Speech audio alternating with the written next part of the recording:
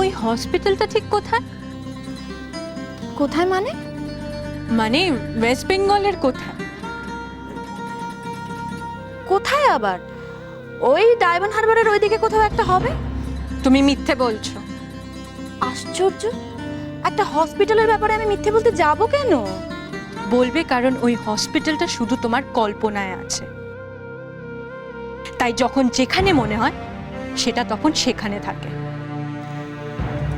কি বলতে চাইছো তুমি? আমার পড়া আছে। যাবে, তার আগে তুমি বলো তুমি কেন আমায় মিথ্যে বলছো? কি মিথ্যে বলেছি আমি? কেকা, ওই হসপিটাল ওয়েস্ট বেঙ্গলের রেজিস্টার্ডই নয়। তুমি কি করে জানলে? আর তাছাড়া পশ্চিমবঙ্গে কোথায় কি হসপিটাল আছে সব নাম তুমি জেনে বসে আছো নাকি? সব নাম জানি না ঠিকই, তবে ওই নামটা খুব ভালো করে জানি।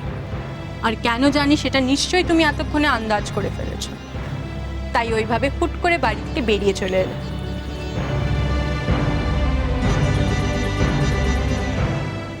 আমাকে দেখে ভয় পেয়েছো কি, তাই না? আমি কেন ভয় পেতে যাব? ভালো, তাহলে আমি তোমাকে বলছি সুভাষিনী মেমোরিয়াল হসপিটালের নামটা আমি কি করে জানলাম। ওই নামটা আমার শাশুড়িকে জেলে পাঠানোর সময় কমপ্লেন লেটারে ব্যবহার করা হয়েছিল।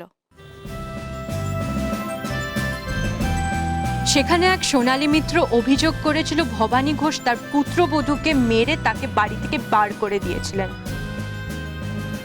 আর সেই নির্যাতিতা বধূ মানে কাকুলি তোমার দিদি সুভাষিনী মেমোরিয়াল হসপিটালে ভর্তি। কেকা, আমি তখন ওই হসপিটালের খোঁজ করেছিলাম, জানলাম ওই নামে কোনো হসপিটালই নেই।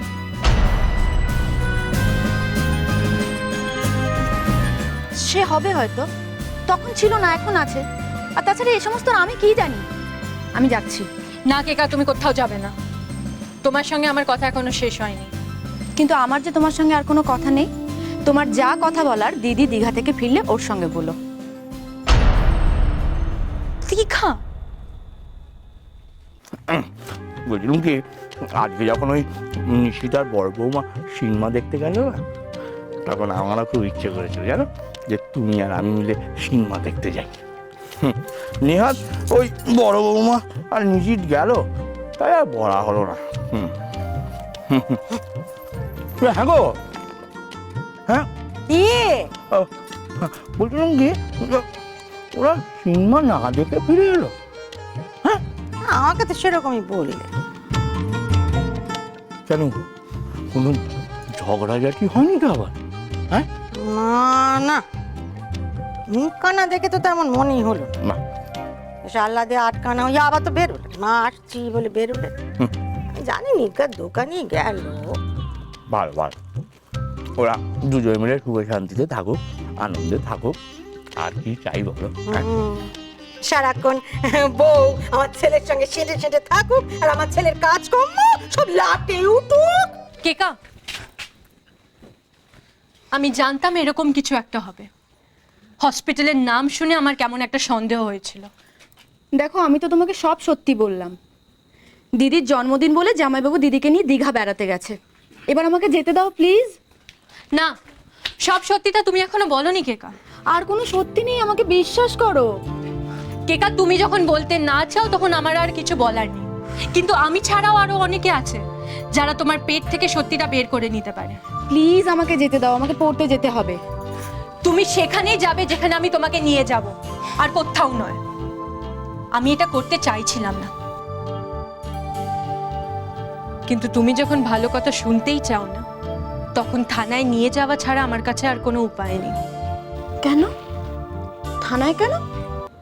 তুমি থানায় গিয়ে মায়ের নামে কমপ্লেন করেছো পুলিশের কাছে,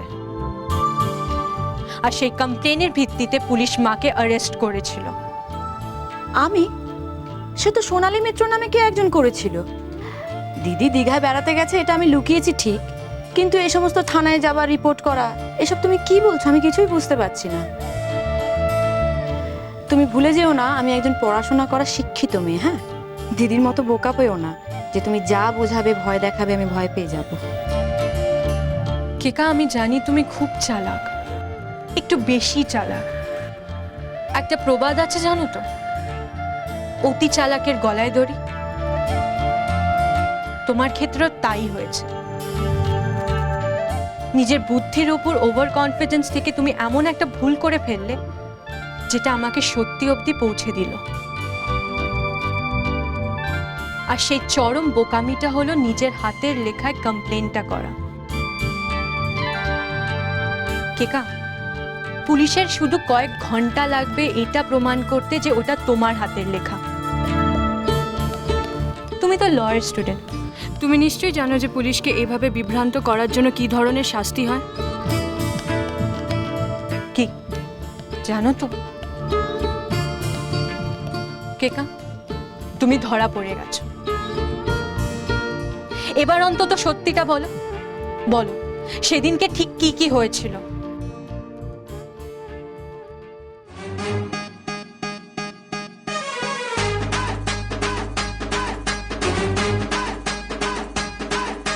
Jinku nakur nakur nakur nakur nakur na na.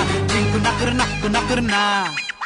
झुमक Nakur नकु नकुर नकु नकुर नाना झुमक नकुर नकु नकुर ना গুড়িয়া গুড়িয়া তুই আমার গুড়িয়া তোর সঙ্গে ঝিঙ্কু নাকুর না झोलिया बुड़िया जाची जे नुरिया तुई ना लटकु नकुर ना ना ना ना ना ना ना झुमक नकुर नकु नकुर नकु नकुर नाना झुमक नकुर नकु नकुर ना হে ঝিঙ্কু নাকুর নাকুর নাকুর নাকুর নাকুর না না ঝিঙ্কু নাকুর নাকুর নাকুর না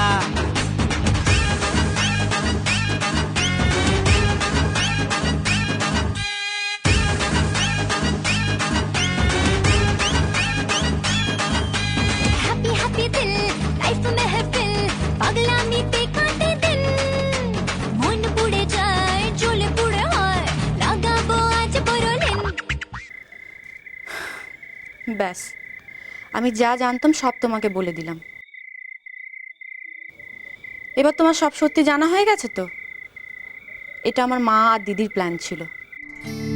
মাঝখান থেকে খামোখা ওদের কথা মতো চলতে গিয়ে আমি ফেঁসে গেলাম। দেখো, আমি তোমাকে পরিষ্কার একটা কথা বলে দিচ্ছি, আমার একটা ফিউচার আছে, রেপুটেশন আছে। আমাকে নিয়ে যদি থানায় বেশি টানাটানি করা হয় তাহলে আমি কিন্তু থানায় গিয়ে সব সত্যি কথা বলে দেবো। তখন কে মা কে দিদি আমি কিছু রেয়াত করব না, যা হবে হবে।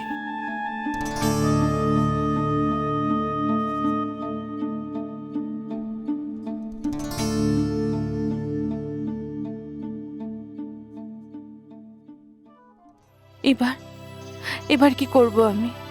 কি করা উচিত আমার? সবাইকে কি বলে দেব যে সেদিন মায়ের অ্যারেস্ট হওয়ার পেছনে কাকলি? না না, মা এই সত্যিটা সহ্য করতে পারবে না। আমারও আগে কাকুলি এ বাড়িতে এসেছে, প্রায় 2 বছর মা ওকে নিয়ে সংসার করেছে। কোথাও তো একটা বিশ্বাস আছে ওর ওপর। এখন এত বড় কথাটা জানতে পারলে মার ওই বিশ্বাসটা তো একেবারে না। আমি কিছুতে এসব কথা বলতে পারবো না মাকে। এতদিনে সেই ঘটনাটা সবার মনে চাপা পড়ে গেছে। এটা বলা মানে তো আবার সেই ক্ষতটাতেই আঘাত করা।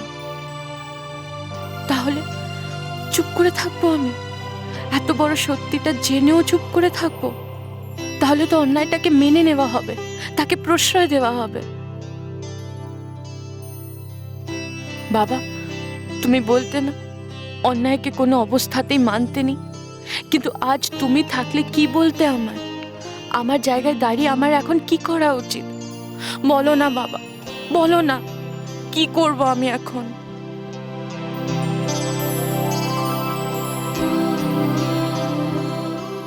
দিদি, খুব খারাপ খবর আছে, সব গন্ডগোল হয়ে গেছে।